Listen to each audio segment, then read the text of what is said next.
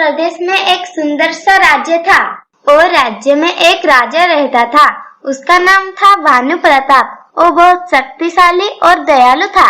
भानु प्रताप की 7 बेटी थी। सातों राजकुमारी बहुत सुंदर थी, लेकिन राजा का जो छोटी राजकुमारी थी वो सारी राजकुमारी से ज्यादा सुंदर थी। छोटी राजकुमारी बहुत सुंदर और बुद्धिमान थी, जिसका नाम तेजस्विनी है।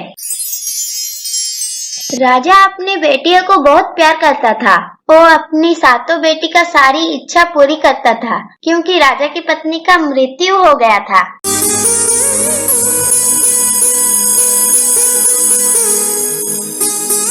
राजा अपनी बेटियों को इसीलिए प्यार करता था कि उनको कभी एहसास न हो कि उनकी माँ नहीं है।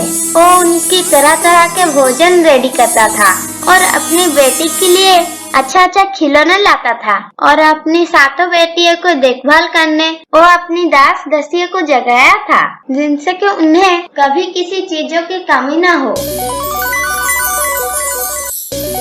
समय बीतता गया, 7 राजकुमारी बड़े हो गए। 7 बहन भी अपनी रसोई से खाना बनाना सीखने लगी, क्योंकि उनको खाना बनाना बहुत अच्छा लगता है। कुछ दिन बीतता गया और 7 राजकुमारी भोजन बनाना सीख गए और अपने पिता के लिए अच्छे अच्छे भोजन बनाने लगे। अगर भानु प्रताप किसी कारण में बाहर जाते थे तो उनकी 7 बेटियां उनके लिए उनको रास्ते का खाना बना के देते थे। 7 बेटियों का खाना बहुत ही स्वादिष्ट था। अपनी बेटी का हाथों से बना हुआ खाना खाकर राजा बहुत खुश होते थे। ऐसे ही समय बीतता जाता था।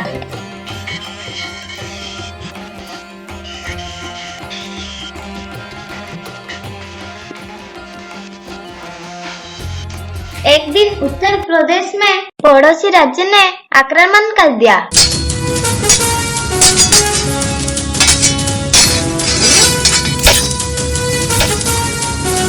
वो आक्रमण में राजा विजय हुए।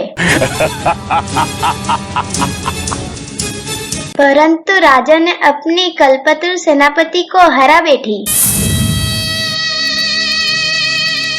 सेनापति का एक सुंदर पत्नी और एक बेटी थी।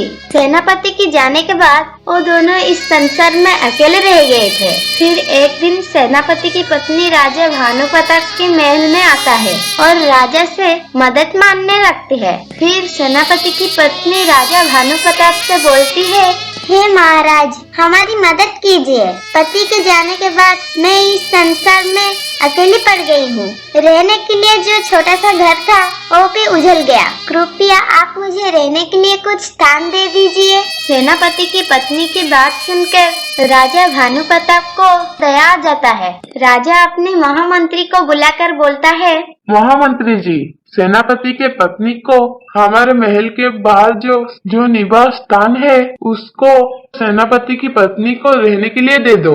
राजा का आदेश मिलते ही मंत्री अपनी सेनापति पत्नी को अपने साथ जाने के लिए बोलता है और मंत्री सेनापति की पत्नी को महल के बाहर लेकर वो घर दे देता है।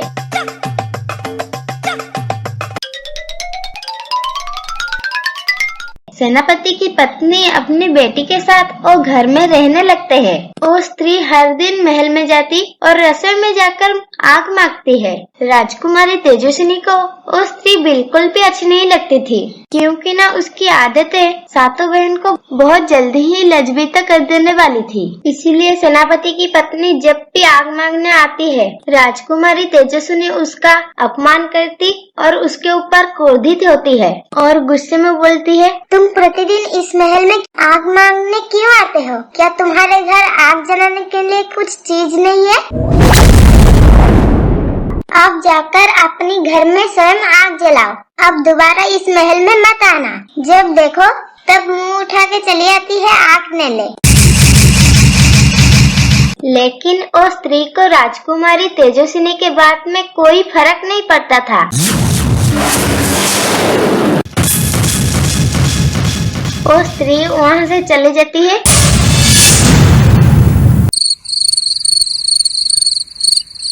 और फिर श्याम को महल की रसोई में आ जाता है और आग मांगने लगती है। जैसे ही राजकुमारी तेजस्विनी ने उस स्त्री को देखा, वो क्रोधित होकर उस स्त्री को बाहर निकल देती है।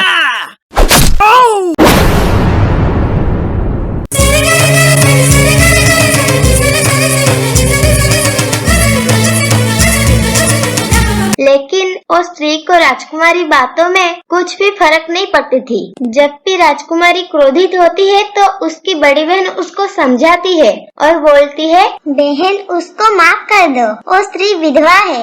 अगर हम उसको आग दे देंगे और वो उससे जला लेगा तो हमारा क्या बिगड़ जाएगा। जब देखो तब वो स्त्री से झगड़ती रहते हो और तुम उस स्त्री को भला बुरा भी सुनाती हो। उसमें उसका क्या दोष है? वो तो रसोई से थोड़ी सी आग लेने आती है। तुम्हें भी समझना चाहिए कि एक विधवा स्त्री का सहारा बनने से कितना पुण्य मिलता है।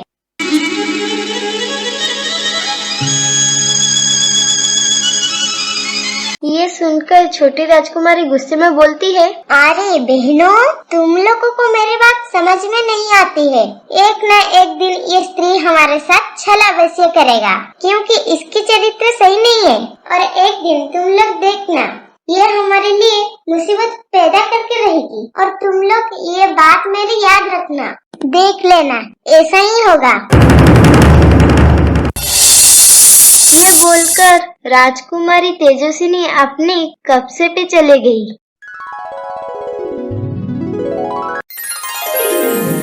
उसके बाद ये सिलसिला इसी तरह चलता रहा। वो औरत सारे दिन रसोई में आग मांगने आती है। वो स्त्री बहुत दुष्ट है।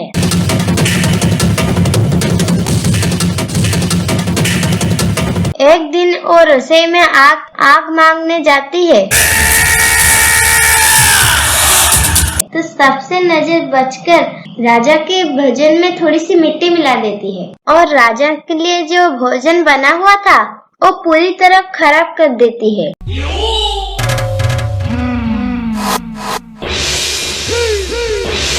एक दिन जब राजा भानु प्रताप ने भोजन कर रहे थे तब भोजन में उनको कुछ गड़बड़ लगा।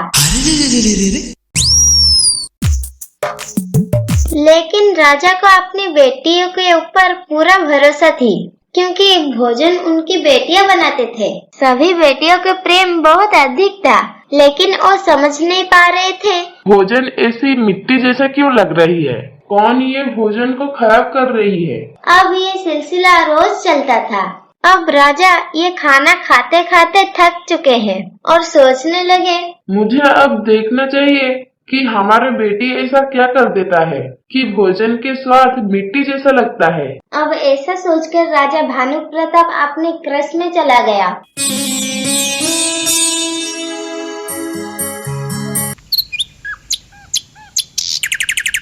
अपने अगले दिन जब रसोई घर में राजा की 7 बेटियां खाना बना रही थी तब राजा जाकर छुपकर देखे और सोचने लगे, अब मुझे छुपकर देखना होगा कि हमारे बेटियों ने खाना में क्या पकाती है जिसका स्वाद मिट्टी हो जाता है। मुझे ये खराब खाना देखकर क्यों मारने चाहते हैं। राजा अपने मन में ऐसी विचार करते हुए अपनी बेटियों को देखा, क्योंकि ना वो अपनी बेटियों को भी बहुत प्यार करता था। इसीलिए उसको ये बात में यकीन नहीं होता था। वो जानना चाहता था कि उसकी बेटियां उसकी भोजन क्यों खराब करते हैं। लेकिन उसकी बेटियां रसोई घर में बहुत सावधान से खाना बनाते थे। कुछ समय बाद खाना बनके तैयार हो गया और उनकी बेटियों ने बहुत सावधानी से और स्वच्छता में एक सुरक्षित जगह में रख दिए। खाना को उसके स्थान में रखकर 6 बेटियां चले गए। उसके बाद जब राजा ने देखकर आश्चर्य हो गए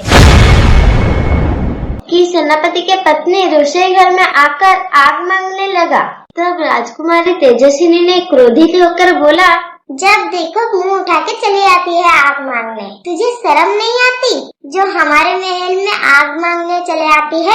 तेजस्विनी के डांटने की आवाज सुनकर उनकी बड़ी बहन सब चले आती है और उसको समझाने लगती है। तब उसकी सबसे बड़ी बहन बोलती है, बहन उसकी तो रोज की आदत है। तब तेजस्विनी ने बोलती है, मैं तुमको पहले समझाया था लेकिन तुम समझ ही नहीं रही हो। जब वो स्त्री आग लेकर जाता है तब राजकुमार के नजर से बचकर महाराजा के भोजन में मिट्टी मिला देती है। महाराजा के खाना सब खराब कर दिया।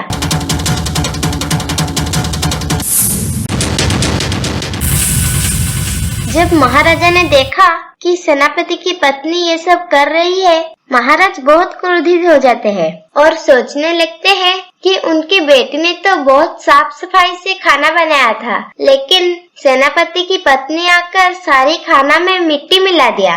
ये सोचकर राजा को सेनापति की पत्नी के ऊपर बहुत क्रोधित हो जाते हैं।